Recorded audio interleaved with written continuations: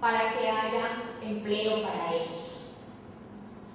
Y un problema muy grande que hay en este momento es el problema del transporte de las personas en condición de discapacidad. Supuestamente el mío iba a tener esa posibilidad. El mío en este momento todavía es una barrera para ellos. Entonces, tenemos algo más en lo que tenemos que trabajar, y es que las personas en condición de discapacidad sean miembros de la sociedad, miembros activos, miembros útiles de la sociedad, y para eso también hay que apoyarlos. Cali es una ciudad que ha recibido una migración muy grande a raíz del desplazamiento. Hay en este momento en Cali aproximadamente 200, bueno, no me acuerdo la cifra exacta, pero una población muy grande de adultos que no saben leer y escribir, que han llegado del campo sin saber leer ni escribir. En este momento, Cali tiene un índice de analfabetismo que es casi el doble del promedio nacional. El promedio nacional es del 4.6%, el promedio de Cali es del 8% de la población adulta analfabeta. Esto es muy grave, porque no es lo mismo no saber leer y escribir en el campo a no saber leer y escribir en la ciudad. En la ciudad para todo hay que saber leer. Para comer un bus hay que saber leer. Entonces, estas personas están supremamente limitadas cuando llegan a la ciudad y no saben leer, no saben hacer unas cuentas. Y eso es algo que tenemos que luchar para lograr. También en primaria. Y muchas veces son analfabetas funcionales. O sea, saben leer y escribir, pero no saben utilizarlo para su vida diaria. Lo que tenemos que buscar, en últimas y en resumen, es que las personas sean competentes y que la educación forme personas competentes. Entonces, quiero leerles esto que he sacado del programa de Cali Cómo Vamos en Educación, que se hizo en el año 2008, que dice: lo importante en la educación es la capacidad para ser competente, es decir, la capacidad para aprender y saber qué es lo que se puede hacer con el conocimiento que se tiene y ponerlo al servicio propio de la comunidad, utilizar cooperativamente lo que se sabe en pro del mejoramiento del entorno para obtener tanto beneficios individuales como colectivos, donde lo segundo sea lo que garantice lo primero y no a la inversa. No es formar personas competitivas, sino competentes. Y por último, quiero dejar dos frases, unos versos de nuestro himno a la ciudad de Cali, que a mí me han impactado, y que debe ser un faro hacia donde debemos dirigirnos, porque aunque lo diga el himno, no es una realidad, pero deberíamos trabajar para que fuera una realidad. Que dice: nuestros padres ganaron la guerra y nosotros ganamos la paz. No tenemos la paz, la tenemos que ganar. Donde nadie se extraña ni esclavo, y es hermoso nacer y vivir. No sé qué tanto en este momento, como está la ciudad de Cali, es hermoso vivir en ella. Pero tenemos que luchar para que sea hermoso vivir en nuestra ciudad. Y lo último, ¿cómo votar? ¿Cómo votar? Es suficiente. Pero se puede también cruzar, así se vota por mí, y espero. 6. El número 6. El número 6. Por la lista del partido. O sea,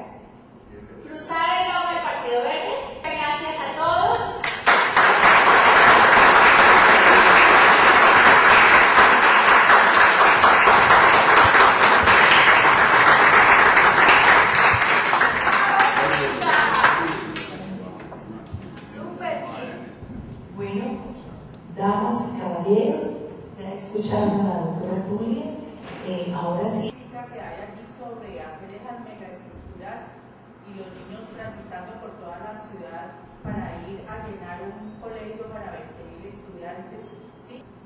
Mayor cosa, se alimentan un poco, juegan, pero es muy diferente a la educación que se le está dando a otros estratos, y hace rato sabemos que la educación es uno de los excepción escolar. Y dos, el problema del clima escolar. Claro. Si no hay buen clima escolar, no hay aprendizaje y tiende a haber más deserción. Entonces, si queremos permanencia, tenemos que trabajar por mejorar el clima escolar.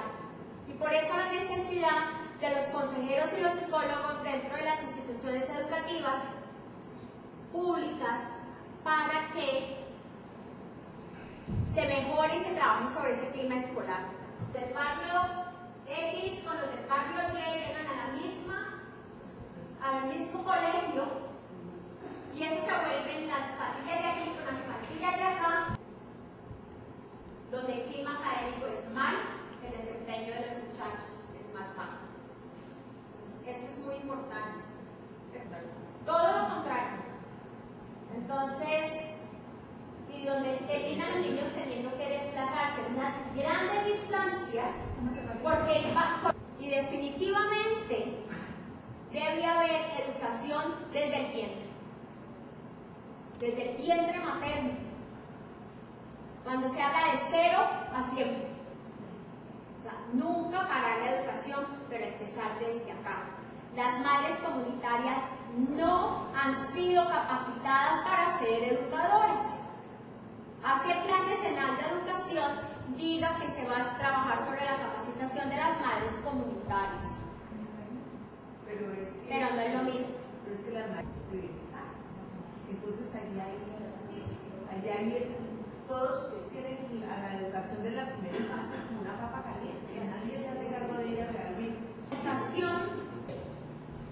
Entonces ahí se trata de construyamos ese modelo pedagógico.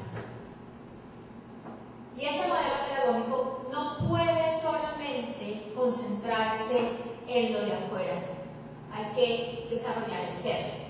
Porque en última no es solamente el niño se está educando para una sociedad, el niño se está educando para sí mismo.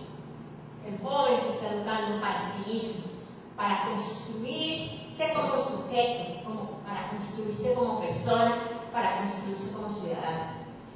No podemos pensar solamente en la sociedad, sino también en el ser, en la persona. Ahora, lo que decía Raquel, hay que tener mucha formación en esa parte de la reproducción de las niñas adolescentes. No podemos, hay que trabajar con ellas para que ellas puedan utilizar la sexualidad de una manera sana. No se trata que infortunadamente en un gobierno paternalista que busca dar a las madres por esos niños, entonces usted muestre que está llevando al niño a sus controles y entonces nosotros le damos un subsidio y la madre no trabaja, pero tampoco la madre está saliendo a crecer y a salir de esa pobreza. Ahí lo que hace es perpetuarse la pobreza. No se está construyendo ella como persona, como sujeto, sino que está permaneciendo en esa pobreza a través del asistencialismo. Pero como dice Jessica, hay que tener en cuenta el contexto cultural de las personas, de esas mujeres, de esas jóvenes. Porque en todo momento, si vamos a hablar de una educación que sea pertinente, también hay que tener en cuenta ese contexto cultural. Entonces, Jessica lo dice, un enfoque diferencial. Pero ese enfoque diferencial básicamente lo que quiere decir es que la educación tiene que ser pertinente para ese contexto. Y tenemos que tener en cuenta los diferentes diferentes contextos en una sociedad multicultural como la nuestra. O sea, aquí tenemos mestizos, aquí tenemos afros, aquí tenemos indígenas, aquí tenemos personas de distintos contextos culturales. Entonces, para amar el libro, como dice Jessica, amar el libro, yo digo, es importantísimo el trabajo en primera infancia. Importantísimo. Porque los niños tienen que llegar a la escuela formal, a la primaria, con deseos de aprender a leer, amando el libro. Es que el amor al libro no se da en la primaria. El amor al libro se da en la primera infancia.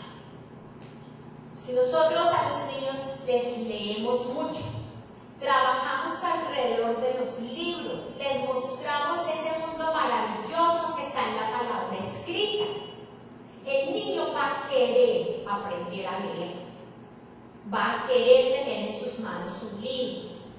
El niño tiene acceso también a la biblioteca.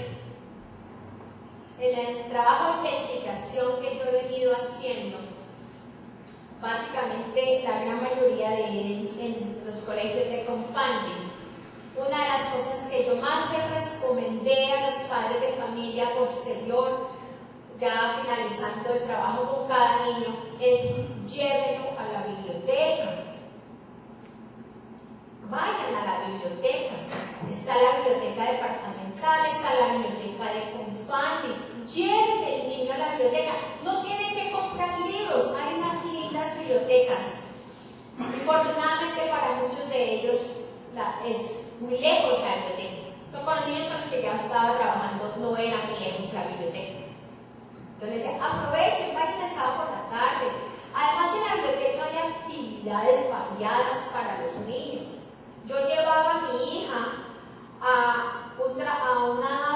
un club de juegos mentales. Y ella iba feliz el sábado por la tarde al club de juegos mentales. Entonces, ¿por qué no? Y eso a un costo mínimo. Entonces, sí hay algunas cosas que no se aprovechan, muy pocas, tal vez no hay suficiente difusión de lo que se ofrece. Hay algunas cositas que pueden aprovecharse para el manejo del tiempo libre. Patricia, con respecto a la inclusión, es que la inclusión debe tener distintos niveles. Hay niños que se pueden incluir en el aula de clase normal. Hay niños que se pueden incluir solamente para actividades lúdicas.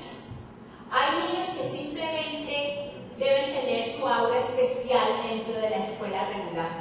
Hay distintos niveles de inclusión. Margarita Gómez Palacio, quien fue secretaria de Educación Especial en México, a quien yo tuve la fortuna de conocer a través de mi padre, estuve en la casa de ella en México. En un libro que ella publicó no hace mucho, habla de eso y habla de los niveles de inclusión. O sea, no todos los niños son para ser incluidos dentro del aula de clase. Hay muchos que sí, con algunos apoyos dentro del aula, pero hay otros que no. Porque definitivamente es mejor que estén en la escuela, en un aula especial, a que se queden en casa donde no están recibiendo ningún tipo de educación. Porque todos los niños, incluidos los niños en condición de discapacidad, tienen derecho a la educación, porque la educación es un derecho humano, establecido en la Declaración de los Derechos Humanos de las Naciones Unidas, y es un derecho constitucional. Entonces, para ellos también está el derecho a la educación.